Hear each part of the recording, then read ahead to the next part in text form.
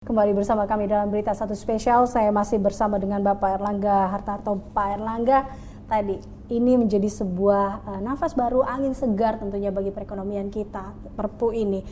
Bagaimana tanggapan para investor? Jadi dalam pertemuan G20 hampir seluruh pemerintah ataupun kepala negara mengapresiasi yang dilakukan Indonesia untuk melakukan reform struktural di tengah pandemi COVID. Tidak banyak negara yang melakukan reform struktural di tengah pandemi COVID. Dan Indonesia salah satu dari itu. Dan kedua, reform struktural itu kan mendapat keputusan MK yang inconstitutional bersyarat. Dan itu sekarang diminta diperbaiki. Nah, itu sudah diperbaiki dengan undang-undang yang terkait dengan pembentukan peraturan perundang-undangan. Undang-Undang 13 2022.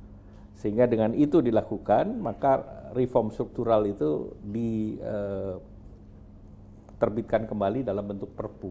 Sehingga itu mendapatkan apresiasi dalam responsifnya pemerintah Indonesia terhadap dinamika yang ada. Apalagi untuk menghadapi dinamika ketidakpastian global, domestik itu kita harus siap dengan sesuatu yang lebih pasti. Yeah. Nah, tentu ada persoalan di berbagai sektor seperti tekstil, produk tekstil (TPT). Namun disampaikan di sini bahwa TPT itu bersoal sebelum COVID. Jadi sektor ini ada yang mendapatkan persoalan, tapi itu case by case, kasus per kasus. Dan memang kasus per kasusnya itu adalah kebetulan perusahaan-perusahaan besar. Dan itu penyelesaiannya juga bukan dengan undang-undang, tapi dengan homologografi dengan melalui pengadilan. Jadi pemerintah juga aware bahwa ada beberapa sektor yang sedang bermasalah dan tentu restructuring menjadi salah satu pilihan. Nah, tetapi yang paling penting bagi pemerintah kan UMKM, usaha menengah kecil. Nah, ini yang mendapat perhatian khusus dari pemerintah. Oleh karena itu UMKM ini kan banyak dan mempekerjakan, ada yang 20, ada yang 5 orang, ada yang 30. Nah, ini yang pemerintah berikan perhatian khusus dan restrukturisasinya diperpanjang. Sehingga kita memberikan pada UMKM ini supaya terus bernapas. Nah, tentu di antara ini ada yang melakukan pengurangan dari tenaga kerja. Nah, tetapi ya kita dorong juga bahwa ini masuk dalam sektor formal. Sehingga kalau sektor formal mereka masuk dalam BPJS Ketenagakerjaan dan pekerja ini mempunyai perlindungan. Nah, itu yang dimudahkan dengan Undang-Undang Cipta Kerja. Baik, Pak Erlangga, saya ingat dulu apa kata Bapak Presiden Jokowi bahwa mungkin sebenarnya para investor tuh banyak yang mengantri masuk ke Indonesia. Tapi kemudian yang menjadi halangan adalah adanya kebijakan-kebijakan ketidakpastian seperti itu.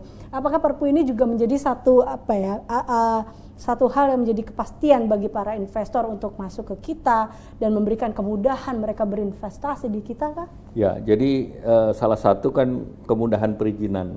Nah, ini melanjuti online single submission yang didorong di Kementerian Investasi atau BKPM. Sehingga kemudahan transparansi terus berjalan. Ya. Nah, dengan demikian kita berharap bahwa situasi ini Indonesia punya momentum. Di saat kepercayaan Indonesia sangat tinggi, terutama kita berhasil menyelenggarakan G20, sehingga mereka semua berharap. Dan kesempatan ini momentumnya, window-nya terbatas. Dan window ini harus kita rebut. Kalau kita tidak rebut, direbut negara lain. Betul. Jadi kita nggak bisa nunggu aja gitu, santai-santai kita nunggu gitu. Karena tidak, yang namanya investasi kan kalau tidak masuk ke Indonesia, masuk ke negara lain.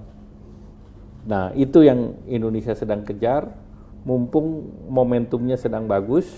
Di tengah ketidakpastian itu, ya Indonesia disebut bright spot in the dark. Bright spot in the dark. Nah, inilah yang menurut Managing Director Kristalina. Sehingga dengan demikian momentum ini yang window-nya sempit, maksimalkan. Itu ini menjadi satu tempat ya tadi yang Pak Erlangga katakan, mungkin banyak juga melihat apa yang bisa ditawarkan Indonesia, kemudian jadi mereka tidak berpaling dari Indonesia, dan ini salah satunya Perpu Cipta Kerja ini menjadi sebuah kepastian. Oke, Pak Erlangga, banyak tadi ya kalau yang mengatakan bahwa sebagian kalangan menyebut Perpu ini tidak otomatis langsung memberikan kepastian hukum bagi para pelaku investor di sini. Mungkin akan memakan waktu, tapi Anda melihatnya seperti apa? Perpu kan langsung berlaku. Nah, tentu berproses di parlemen dalam periodenya 3 bulan maksimal. Nah, tentu dengan berproses di parlemen dan ditandatangani ini Perpu itu secara sudah konstitusional berlaku. Artinya ini sudah jalan dan tidak perlu khawatir dengan hal tidak itu perlu ya? Khawatir. Ya. Oke, baik.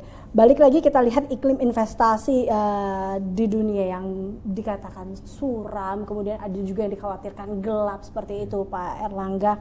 Seberapa efektifnya kalau kita lihat lagi, kembali lagi bahwa ada katakan sudah ada kepastian, ada hal-hal yang membuat kita jamin ini Perpu ini bisa menjamin atau membentengi, tapi kemudian orang akan mengatakan bahwa Perpu ini seberapa efektifnya akan mendorong realisasi investasi kita.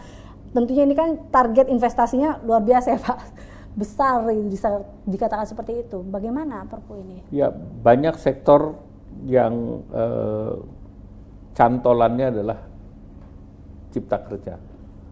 Jadi kalau kita bicara perpajakan, harmonisasi HPP itu basisnya juga cipta kerja.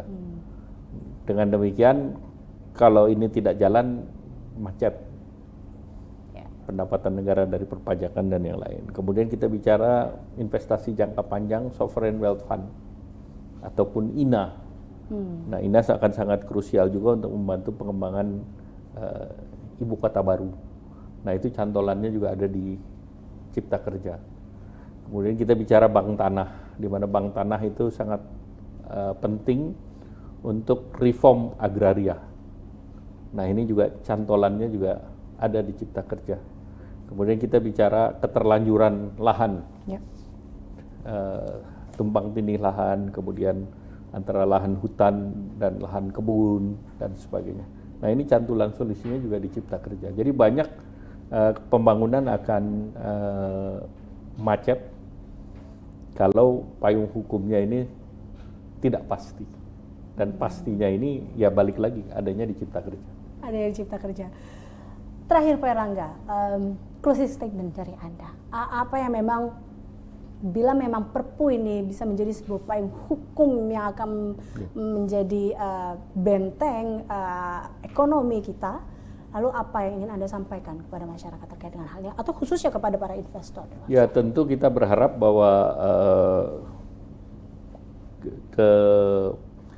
informasi yang tidak tepat atau hoax ini supaya dihentikan.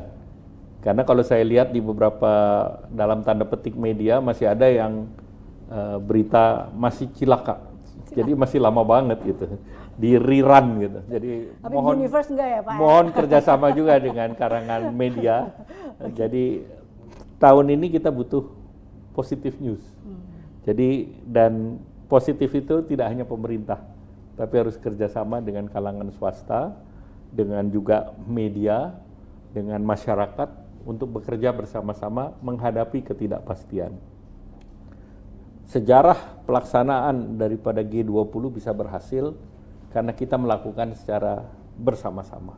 Kebersamaan itu muncul sebagai Indonesia yang ingin tampil di dunia. Nah, ini juga kita lakukan. Di tengah ketidakpastian 2023, kami berharap pemerintah mengharap dukungan masyarakat, parlemen, bahwa kita akan masuk di dalam tahun politik. Sehingga ini ada tambahan ketidakpastian. Tetapi ketidakpastian ini akan berjalan baik kalau kita semua bersama. Kita hadapi bersama karena ini agenda nasional bersama. Dan supaya masyarakat tetap bisa bekerja dan kesejahteraan bisa dihadirkan bahkan di tahun 2023. Baik, karena memang Perpu ini hadir sebagai langkah cepat pemerintah dalam mengatasi ancaman tadi. Pemirsa, demikian perbincangan kami bersama dengan Pak Erlangga Hartarto. Saya Eliza Hasan pamit, sampai jumpa.